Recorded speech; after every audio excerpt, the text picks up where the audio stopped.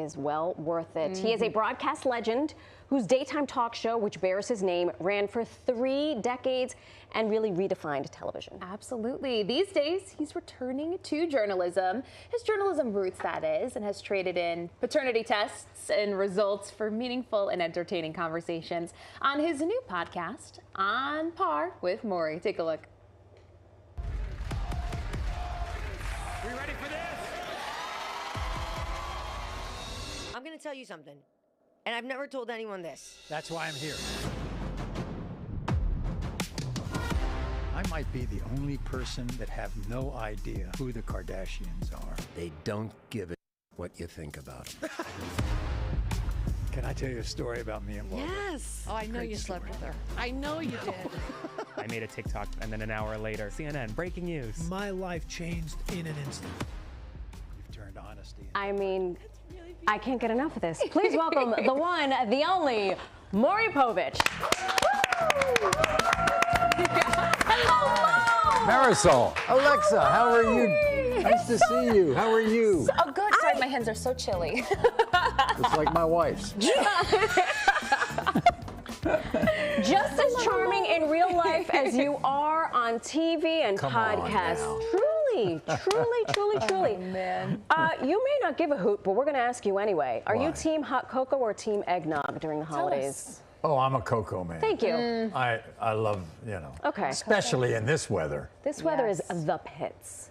The worst. The worst. I can't wait to get back to Florida. Well, now you're showing off. Yeah. Now you're showing just off. rubbing it in. I need to see your birth certificate. You're 86 years old. Yeah. This is crazy. Next month it'll be Mazel. the next year. Okay. 70, not a day over. No. That's my guess. Really? If I didn't just, Well, as my wife would say, the only good news is no work. Never had any work on this, so I just danced with the one that brought me. There you go. If only we could all be so lucky. So you have reinvented yourself. Not really reinvented yourself. No, it's You've just a sort new of- chapter. It's a new chapter. Tell us about this pod. It's great. I'll tell you, I guess my wife inspired me because she said, you know, you had a career before you were determining the paternity of every kid in America. You know, you did all these, you covered all these great events early in your life. You had 25 years in news journalism and television. And so she said, why don't you go back to your interviewing style, not of people who are in trouble, but people who have something to say. And that's what I'm doing. And we're having a lot of fun. And this is season 2.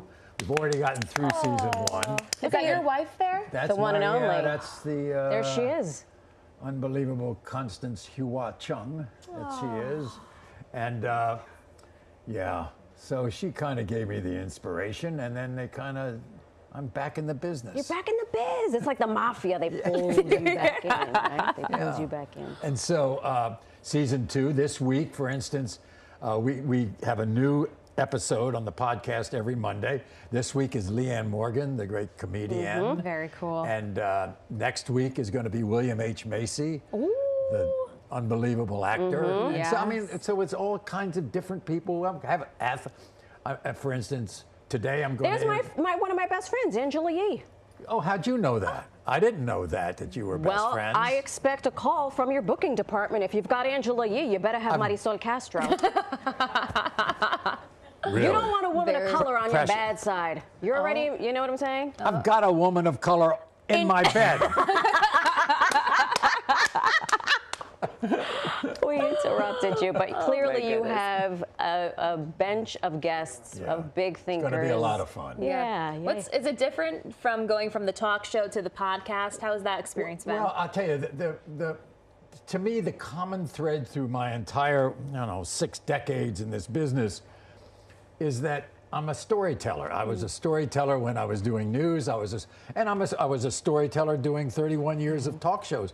See, I believed that even if the theme was DNA, every single family had a unique story, and that I wanted to bring it out, and they felt that it was a safe space to be with me. So we were very, very successful. Yeah, And this is what I'm doing now. I'm a storyteller with these various guests. Right, and people trust you, which is I hope Trust so. is hard to come by these days mean- when you turn on any form of television or. Yeah, I'll tell you, it's interesting. In the talk show business, somebody said that in my 30-some years, there was 75 talk shows in the graveyard that didn't work. Wow. 75. And the ones that did work, was based on that word, trust. Yeah. And they trusted me to be part of their family, to be able to be welcomed into their home. And, and I'm very grateful for that. I love it. So a little bit of the things you enjoy doing. We'll step Yeah. away from work. You're an avid golfer. Love it. And let me get this right. Woodmont Club champion. Is that A few right? times, yeah. That was what,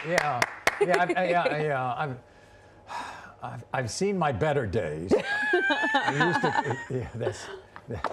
That's me and my wife at a club in the New York area, Hollywood Golf Club in New Jersey, which I loved. Great. I was a member for many, many years.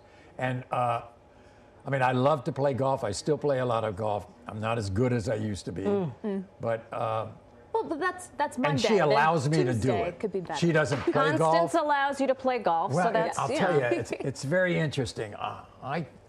I was married when I was very young, and I took up the golf addiction after I was married. I guarantee you that was one of the reasons why I got divorced. Because my then wife just didn't understand She couldn't get it. how the addiction took over from, family life. Is it true that one of your golfing buddies is President George W. Bush? Yeah, he and I played a lot Who's of golf. better? You Well, or- before he was president, we used to play every weekend after Labor Day for about 25 years. Wow. And I knew the president when he was a wildcatter in Midland, Texas. And then nobody ever thought he would ever be the governor of Texas. And then not only was he that, then he became the president of the Right. United States. But he was very loyal to me. He used to have me to lunch every single year of his presidency. He used to call me and a friend of ours up, and we would go down there every year. And if it was later in the year, we'd get, how come you guys aren't here? Why don't Right. you come down? He was very loyal to us.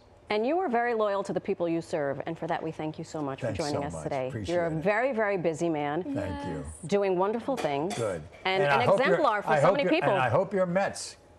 You know what? This was going well until You will survive.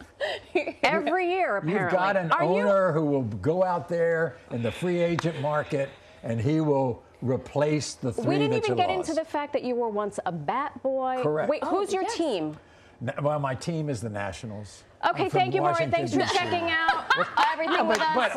but we've been bad ever since we won the World Series in 19. Well, listen, it happens. It happens. It happens. Check out the second Thank you. season of On Par with Maury, which can be found on all major podcast platforms.